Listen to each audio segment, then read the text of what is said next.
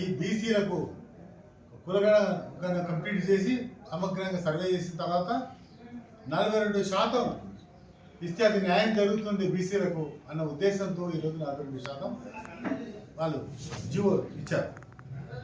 ఇక్కడ ఉన్నటువంటి ఆర్డినెన్స్ను గవర్నర్ ఆమోదించారు. అదేవిధంగా మరొక అసెంబ్లీలో మరొక జీవో తీసి మరి పంపిస్తే ఎలక్షన్లకు పోతే కోర్టులో అది కొట్టేసి మొత్తం ప్రతిపక్ష నాయకులు చాలా పెద్ద పెద్ద మాటలు మాట్లాడారు. బీఆర్ఎస్ నాయకులు మరి ఆ రోజుల్లో విజయభాస్కర్ రెడ్డి గారు, ఎన్టీ రామారావు గారు 20% మనకు రిజర్వేషన్ ఇస్తే బీసీలకు పంచాయతీరాజ్ సిస్టంలో మరి ఎన్టీ రామారావు గారు 20% ఇస్తే విజయభాస్కర్ రెడ్డి గారు కాంగ్రెస్ ప్రభుత్వంలో 33% చేశారు, 33% చేశారు.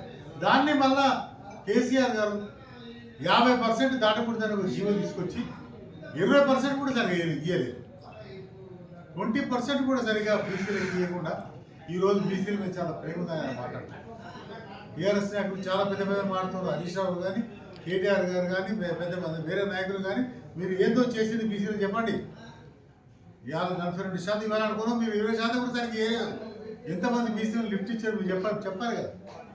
ఈరోజు మీ వల్ల ఈ యొక్క రాష్ట్రం మొత్తం ఎంతోమంది విద్యార్థులు 1500 మంది విద్యార్థులు చనిపోయారు. ఎంతోమంది త్యాగాలు అన్ని పక్కన పెట్టి మీకు అధికారం చేత పెడితే ఈ 10 సంవత్సరాలు మీరు నిర్వీర్యం చేసింది ఇక మొత్తం రాష్ట్రాన్ని, పంచాయతీరాజ్ సిస్టమ్ను మొత్తం పాడలేదు. ఎన్ని గ్రామాలకు ఎంత డబ్బు ఇచ్చారు మీరు చెప్పండి. మీరు అసలు గ్రామాలకు డబ్బులే ఇవ్వలేదు. ఎంతోమంది సర్పంచులు సొంతంగా ఖర్చు పెట్టుకొని వాళ్ళకి బిల్లులు రాక ఆత్మహత్యగా పాల్పడిన సంగతి అది మీ టైంలో జరిగిన సంగతి మరి పెద్ద పెద్ద ప్రాజెక్టులు చేసారు. దాంట్లో అవినీతి ఎంత ఉందో మీరు రోజు మాట్లాడుతున్నాను. కాళేశ్వరం 1,00,000 కోట్లు లోపల అయితే 1,50,000 కోట్లు చేసిందని మీరు మొత్తం ఎక్స్పర్ట్స్ చెప్తారు. అదేవిధంగా అన్ని ప్రాజెక్టులలో మీరు కమిషన్ తీసుకున్నట్టుగా వస్తుంది. ఇవన్నీ పక్కకు పెట్టి మీరు కాంగ్రెస్ పార్టీ ఏం చేయలేదు. ఈ మొత్తం అభివృద్ధి ఎవరు చేసిండ్రు? ఈ దేశంలో జరిగిన అభివృద్ధి ఎవరిది? ఇందిరాగాంధీ గారా? ఇందిరాగాంధీ గారు ఈరోజు మొత్తం బ్యాంకులు జాతీయం చేసి మొత్తం మందికి బ్యాంకుల్లో బలైన వర్గాలకు కూడా స్థానం కల్పించింది, అప్పులు ఇచ్చే సంగతి ఆమె కాదా? ల్యాండ్ సీలింగ్ చేసి మొత్తం భూములు దేశవ్యాప్తంగా పంచింది ఆమె కాదా? మరి మొత్తం మంది అందరికి ఇల్లు కట్టించింది, గృహాలు ఇవ్వాలని చెప్పి ఇక్కడ ఇల్లు కట్టించింది కాంగ్రెస్ ప్రభుత్వంలో కదా. మరి ఈ రోజునటువంటి హాస్పిటల్స్ ఏంది, ఈ రోజునటువంటి ఏది మన అన్ని అభివృద్ధి కార్యక్రమాలు ఏంటివి, ఎడ్యుకేషన్ ఇన్స్టిట్యూషన్స్ అన్నీ మన కాంగ్రెస్ ప్రభుత్వంలో జరగలేదా? మరి ఇవన్నీ మీరు పక్కకు పెట్టి ఏదో బీసీలకు న్యాయం ఏం చేస్తారు మీరు బీసీలకు? ఇందిరాగాంధీ గారు అనేక విధాల రాజకీయంగా, ఆర్థికంగా, సామాజికంగా కూడా ఆమెతో సహా సోనియా గాంధీ గారు, మరి రాహుల్ గాంధీ గారు అందరూ కూడా వీకర్ సెక్షన్స్ వాళ్ళు అభివృద్ధి కొరకే వాళ్ళు కట్టుబడి ఇప్పటికి కూడా వాళ్ళు అదే మాట మాట్లాడుతారు. మోడీ గారు ఆయన బీసీ లీడర్, మనకు అదృష్టానికి ఈ దేశంలో మరి ఆయన 3వసారి ప్రధానమంత్రి గారు ఒక బీసీ లీడర్. మరి ఎందుకు బీసీ రిజర్వేషన్స్ కల్పించలేకపోతున్నారు? మేము ఇచ్చినటువంటి ఈ రిజర్వేషన్లు ఎందుకు బీసీలో మీరు ఆమోదించాలి? పార్లమెంట్లో ఎందుకు గవర్నర్తో బిల్లు మీరు ఒత్తిపెట్టారు? మీరు ఎవరు మాట్లాడరు. ఎంతమంది బీసీలకు మీరు లిఫ్ట్ ఇచ్చి చెప్పండి ముందు మోడీ గారు. మేము రాహుల్ గాంధీ గారు మాట్లాడారు పార్లమెంట్లో, మొత్తం ప్రైవేట్ ఇన్స్టిట్యూషన్లో బీసీలకు రిజర్వేషన్ కల్పించండి. ఏమైనా ఇచ్చిండ్రా? ఏమైనా బిల్లు పెట్టిర్రా? బీసీల సమర్థత లేదని మాట్లాడింది బీజేపీ నాయకులు చాలా మంది. మీరు ఏదైనా చేస్తే బీసీలకు ఏం చేసిండ్రో చెప్పి మీరు మాట్లాడండి. అంతవరకు మాట్లాడు. మీ టీఆర్ఎస్ గురించి కవితను అడగండి. మీ కూతురు ఆమె బయటకు వచ్చి మాట్లాడుతుంది, అది మొత్తం బీసీలకు అన్యాయం అయిపోయారు 10 సంవత్సరాలు, బీసీల దిగే ఉంటా, బీసీలకు అప్లిఫ్ట్ కావాలంటారు. అంటే మీరు ఏం చేయలేదని ఆమె చెప్తుంది. మీరే ఒప్పుకుంటున్నారు చేయమని. 1,00,000 కోట్ల అవినీతి జరిగిందని ఆమె చెప్తుంది. బిల్ పాస్ చేయాలి మీరు, ఎందుకంటే మీరు ఆల్రెడీ రిజర్వేషన్ పాస్ చేసి ఆర్డినెన్స్ గవర్నర్ పంపించారు.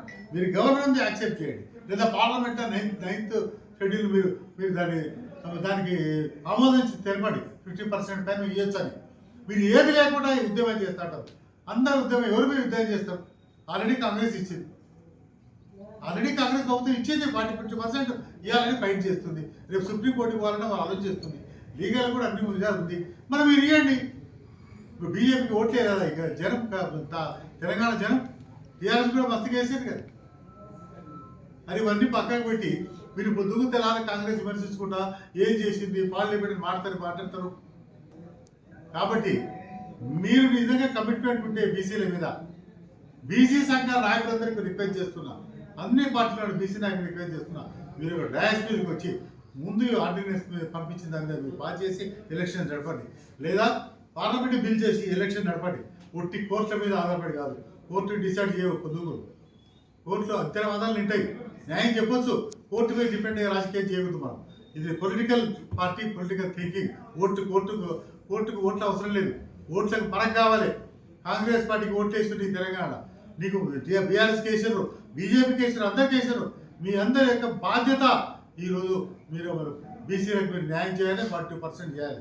మొదటి నుంచి కూడా మరి కాంగ్రెస్ ప్రభుత్వం చేస్తుంది. ఇందిరాగాంధీ టైంలో మరి అనేకమైనటువంటి స్కీమ్స్ తీసుకొచ్చి ఈ దేశంలో వీకర్ సెక్షన్స్కు, బలే వర్గానికి ఒక గుర్తింపు కల్పించినటువంటి గొప్ప పార్టీ, గొప్ప నాయకురాలు ఇందిరాగాంధీ మొదలుపెడితే అందరూ కూడా, రాజీవ్ గాంధీ గారు కానీ, మీకు తెలుసు గారు వచ్చారు, ఒక బీసీ నాయకుడు పోటీ చేస్తున్నాడు, ఆయన వచ్చి తిరిగి గెలిపించిన సంగతి మర్చిపోవద్దు. అనంతరావు గారు ఉన్నారు. కాబట్టి మీరు అన్ని విభేదాలు పక్కకు పెట్టి బీసీ సంఘ నాయకులందరికీ రిక్వెస్ట్ చేస్తున్నా, మీరు ఉద్యమం ఎవరి మీద చేస్తారు, మీరు మొదట మాకు క్లారిటీ చేయండి, ప్రజలకు ఒక ఆలోచన కల్పించండి. మీరు ఉద్యమం ఎవరి మీద చేయాలి? జియో ఇచ్చినప్పుడు యుద్ధం చేయాలా, లేదా ఏరడమే యుద్ధం చేయాలి? మీరు అందరూ కలిసిపోయి బీజేపీ ఉద్యమం చేయండి, అప్పుడు మీకు ఏమన్నా సైతం. కానీ గవర్నర్ ఇచ్చిన ఆర్డినెన్స్కు మీరు సలహా ఇంతవరకు దాన్ని చేయలేదు. మీరు పార్లమెంట్లో ఏం చేయలేదు, ఇప్పుడు ఏం మారుతున్నాయి కదా, నువ్వు నిమిషానికి ఒక ఇడ మారుతున్నావు. ఇది కాంగ్రెస్ పార్టీ 42% అంటే కాంగ్రెస్ పార్టీ సొంతం కాదు, ఇది ఇచ్చింది. ఎందుకు? ప్రజలు మాకు ఓటేసిన ఇచ్చింది. మరి మీకు కూడా ఓటేసారు, మీరు చేయండి.